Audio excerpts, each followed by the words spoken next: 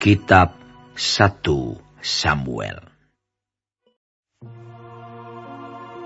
Lalu Samuel mengambil buli-buli berisi minyak, dituangnyalah ke atas kepala Saul, diciumnyalah dia sambil berkata, "Bukankah Tuhan telah mengurapi engkau menjadi raja atas umatnya Israel? Engkau akan memegang tampuk pemerintahan atas umat Tuhan, dan engkau akan menyelamatkannya dari tangan musuh-musuh di sekitarnya. Inilah tandanya bagimu, bahwa Tuhan telah mengurapi engkau menjadi raja atas miliknya sendiri.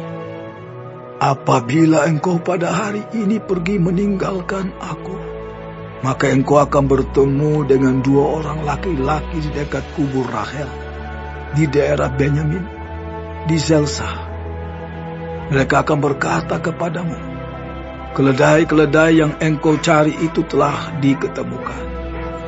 Dan ayahmu tidak memikirkan keledai-keledai itu lagi, tetapi ia khawatir mengenai kamu.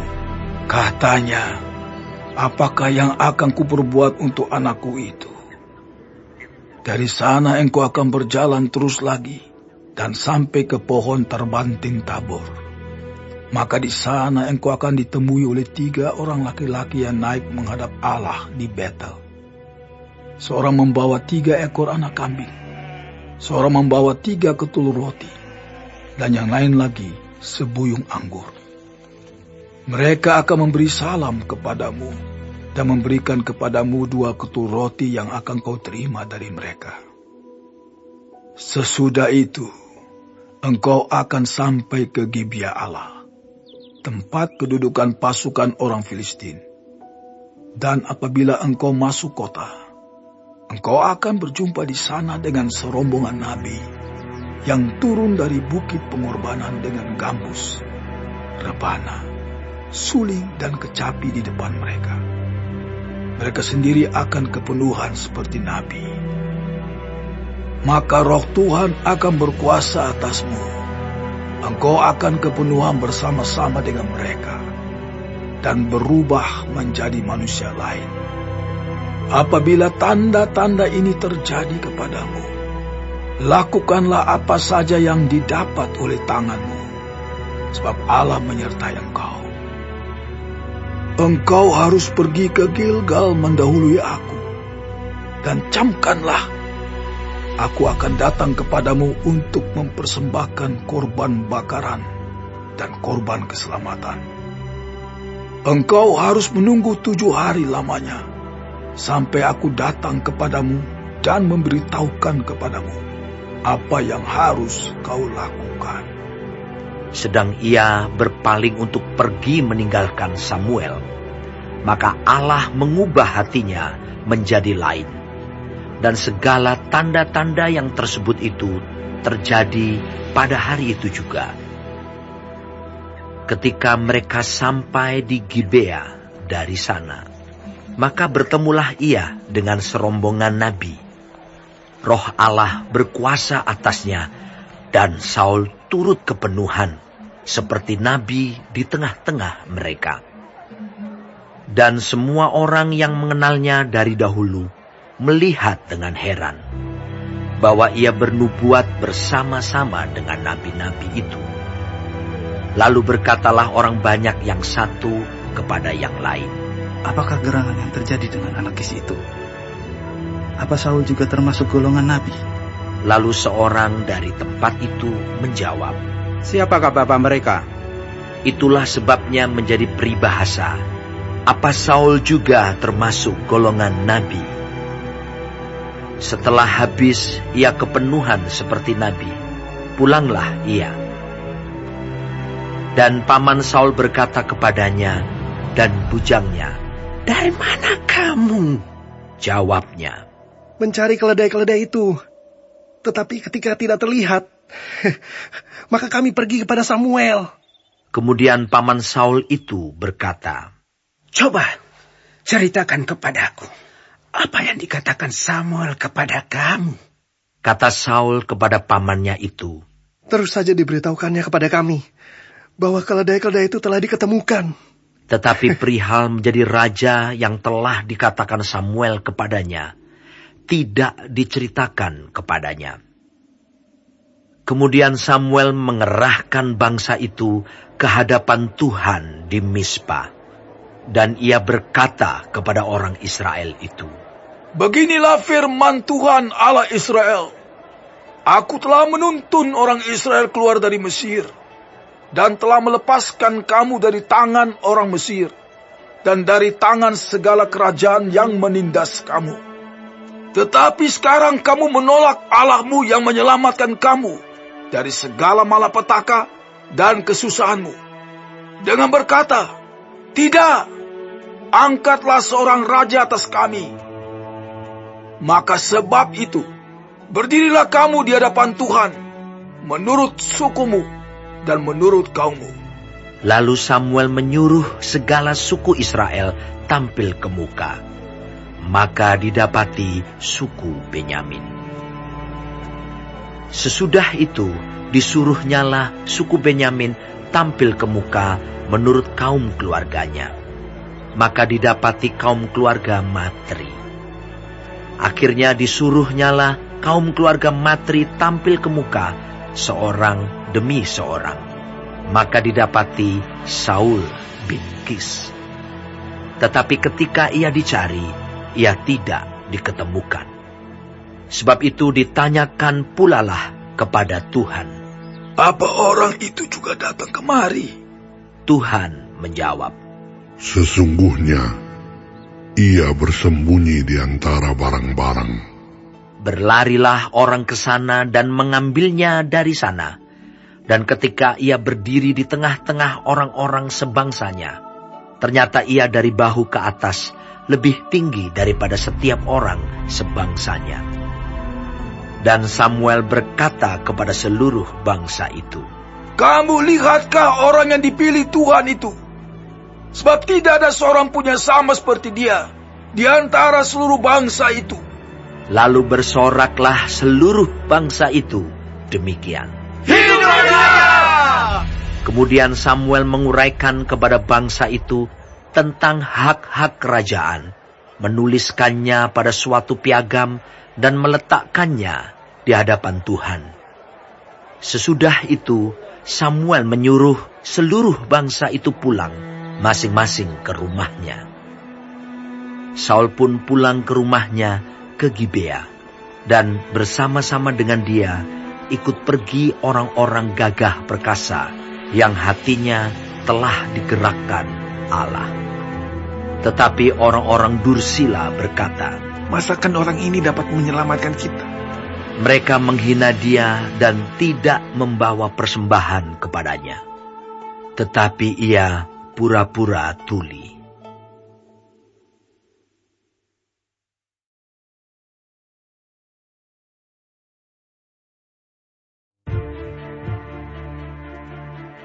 Maka Nahas orang Amon itu bergerak maju dan berkemah mengepung Yabes Gilead. Lalu berkatalah semua orang Yabes itu kepada Nahas, Adakanlah perjanjian dengan kami, maka kami akan takluk kepadamu. Tetapi Nahas orang Amon itu berkata kepada mereka, Dengan syarat inilah aku akan mengadakan perjanjian dengan kamu, bahwa tiap mata kananmu akan kucungkil. Dengan demikian, aku mendatangkan malu kepada segenap orang Israel. para tua-tua Yabes berkata kepadanya, Berilah kelonggaran kepada kami 7 hari lamanya, supaya kami mengirim utusan ke seluruh daerah Israel. Dan jika tidak ada seorang pun yang menyelamatkan kami, maka kami akan keluar menyerahkan diri kepadamu. Ketika para utusan itu sampai di Gibea Saul dan menyampaikan hal itu kepada bangsa itu, menangislah bangsa itu dengan suara nyaring. Saul baru saja datang dari padang dengan berjalan di belakang lembunya, dan ia bertanya, Ada apa dengan orang-orang itu, sehingga mereka menangis? Mereka menceritakan kepadanya kabar orang-orang Yabes itu. Ketika Saul mendengar kabar itu, maka berkuasalah roh Allah atas dia, dan menyala-nyalalah amarahnya dengan sangat. Diambilnyalah sepasang lembu, dipotong-potongnya, lalu potongan-potongan itu dikirimkannya ke seluruh daerah Israel dengan perantaraan utusan. Pesannya, siapa yang tidak maju mengikuti Saul dan mengikuti Samuel, lembu-lembunya akan diperlakukan juga demikian. Lalu Tuhan mendatangkan ketakutan kepada bangsa itu, sehingga majulah mereka serentak. Ketika Saul memeriksa barisan mereka di Bezek, maka ada 300.000 orang Israel dan 30.000 orang Yehuda. Kepada para utusan yang datang itu dikatakan, beginilah kamu katakan kepada orang-orang Yabes Gilead, besok pada waktu panas teriknya matahari, akan datang bagimu penyelamatan. Ketika para utusan kembali dan memberitahukan hal itu kepada orang-orang Yabes, bersukacitalah mereka. Lalu orang-orang Yabes itu berkata kepada Nahas, besok kami akan keluar menyerahkan diri kepadamu. Maka bolehlah kamu lakukan terhadap kami apapun yang kamu pandang baik. Keesokan harinya, Saul membagi rakyat itu menjadi 3 pasukan. Mereka itu masuk ke tengah-tengah perkemahan musuh pada waktu kawal pagi dan memukul kalah orang-orang Amon sebelum hari panas. Dan terserak-seraklah orang-orang yang lolos itu, sehingga di antara mereka tidak ada tinggal 2 orang bersama-sama. Lalu berkatalah bangsa itu kepada Samuel, siapakah yang telah berkata, masakan Saul menjadi raja atas kita? Serahkanlah orang-orang itu, supaya kami membunuhnya. Tetapi kata Saul, pada hari ini, seorang pun tidak boleh dibunuh. Sebab pada hari ini, Tuhan telah mewujudkan keselamatan kepada Israel. Dan Samuel berkata kepada bangsa itu, marilah kita pergi ke Gilgal dan membarui jabatan raja di sana. Lalu pergilah seluruh bangsa itu ke Gilgal dan menjadikan Saul raja di sana di hadapan Tuhan di Gilgal. Dan mereka mempersembahkan di sana korban keselamatan di hadapan Tuhan, dan bersukarialah di sana Saul dan semua orang Israel dengan sangat.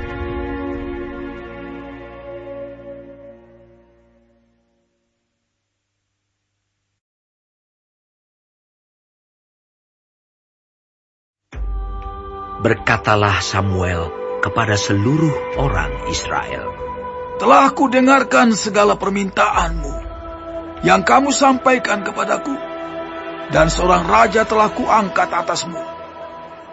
Maka sekarang raja itulah yang menjadi pemimpinmu. Tetapi aku ini telah menjadi tua dan beruban. Dan bukankah anak-anakku laki-laki ada di antara kamu? Akulah yang menjadi pemimpinmu dari sejak mudaku sampai hari ini. Di sini aku berdiri. Berikanlah kesaksian menentang aku di hadapan Tuhan dan di hadapan orang yang diurapinya. Lembu siapakah yang telah kuambil? Keledai siapakah yang telah kuambil? Siapakah yang telah kuperas? Siapakah yang telah kuperlakukan dengan kekerasan? Dari tangan siapakah telah kuterima sogok sehingga aku harus tutup mata? Aku akan mengembalikannya kepadamu. Jawab mereka, engkau tidak memeras kami, dan engkau tidak memperlakukan kami dengan kekerasan, dan engkau tidak menerima apa-apa dari tangan siapapun. Lalu berkatalah ia kepada mereka, Tuhan menjadi saksi kepada kamu, dan orang yang diurapinya pun menjadi saksi pada hari ini, bahwa kamu tidak mendapat apa-apa dalam tanganku. Jawab mereka, dia menjadi saksi, Lalu berkatalah Samuel kepada bangsa itu, Tuhanlah saksi yang mengangkat Musa dan Harun dan yang menuntun nenek moyangmu keluar dari tanah Mesir. Maka sebab itu, berdirilah supaya aku bersama-sama dengan kamu berhakim di hadapan Tuhan mengenai segala perbuatan keselamatan Tuhan yang telah dikerjakannya kepadamu dan kepada nenek moyangmu. Ketika Yakub datang ke Mesir dan nenek moyangmu berseru-seru kepada Tuhan, maka Tuhan mengutus Musa dan Harun yang membawa nenek moyangmu keluar dari Mesir dan membiarkan mereka diam di tempat ini. Tetapi mereka melupakan Tuhan Allah mereka, dan ia menyerahkan mereka ke dalam tangan Sisera, panglima tentara di Hazor, dan ke dalam tangan orang Filistin dan Raja Moab yang berperang melawan mereka. Mereka berseru-seru kepada Tuhan. Katanya, kami telah berdosa, sebab kami telah meninggalkan Tuhan dan beribadah kepada para Baal dan para Arsitoret. Maka sekarang, lepaskanlah kami dari tangan musuh kami, maka kami akan beribadah kepadamu. Sesudah itu Tuhan mengutus Yerubbaal, Barak, Yefta dan Samuel, dan melepaskan kamu dari tangan musuh di sekelilingmu, sehingga kamu diam dengan tentram. Tetapi ketika kamu melihat bahwa Nahas, Raja Bani Amon, mendatangi kamu, maka kamu berkata kepadaku, tidak, seorang raja harus memerintah kami, padahal Tuhan Allahmu adalah rajamu. Maka sebab itu, lihat, itu raja yang telah kamu pilih, yang kamu minta. Sesungguhnya Tuhan telah mengangkat raja atasmu. Asal saja kamu takut akan Tuhan, beribadah kepadanya, mendengarkan firman-Nya, dan tidak menentang titah Tuhan. Dan baik kamu maupun raja yang akan memerintah kamu itu mengikuti Tuhan Allahmu. Tetapi jika kamu tidak mendengarkan firman Tuhan dan kamu menentang titah Tuhan, maka tangan Tuhan akan melawan kamu dan melawan rajamu. Sekarang tinggallah berdiri dan lihatlah perkara yang besar yang akan dilakukan Tuhan di depan matamu ini. Bukankah sekarang musim menuai gandum? Aku akan berseru kepada Tuhan, supaya ia memberikan guru dan hujan. Lihatlah dan sadarlah bahwa besar kejahatan yang telah kamu lakukan itu di mata Tuhan, dengan meminta raja bagimu. Lalu berserulah Samuel kepada Tuhan. Maka Tuhan memberikan pada hari itu guru dan hujan, sehingga sangat takutlah seluruh bangsa itu kepada Tuhan dan kepada Samuel. Berkatalah seluruh bangsa itu kepada Samuel, berdoalah untuk hamba-hambamu ini kepada Tuhan Allahmu, supaya jangan kami mati. Sebab dengan meminta raja bagi kami menambah dosa kami dengan kejahatan ini. Dan berkatalah Samuel kepada bangsa itu, jangan takut. Memang kamu telah melakukan segala kejahatan ini, tetapi janganlah berhenti mengikuti Tuhan, melainkan beribadahlah kepada Tuhan dengan segenap hatimu. Janganlah menyimpang untuk mengejar dewa kesia-siaan yang tidak berguna dan tidak dapat menolong, karena semuanya itu adalah kesia-siaan belaka. Sebab Tuhan tidak akan membuang umat-Nya, sebab namanya yang besar. Bukankah Tuhan telah berkenan untuk membuat kamu menjadi umat-Nya? Mengenai aku, jauhlah daripadaku untuk berdosa kepada Tuhan. Dengan berhenti mendoakan kamu, aku akan mengajarkan kepadamu jalan yang baik dan lurus. Hanya takutlah akan Tuhan dan setialah beribadah kepadanya dengan segenap hatimu Sebab ketahuilah betapa besarnya hal-hal yang dilakukannya di antara kamu. Tetapi jika kamu terus berbuat jahat, maka kamu akan dilenyapkan, baik kamu maupun rajamu itu.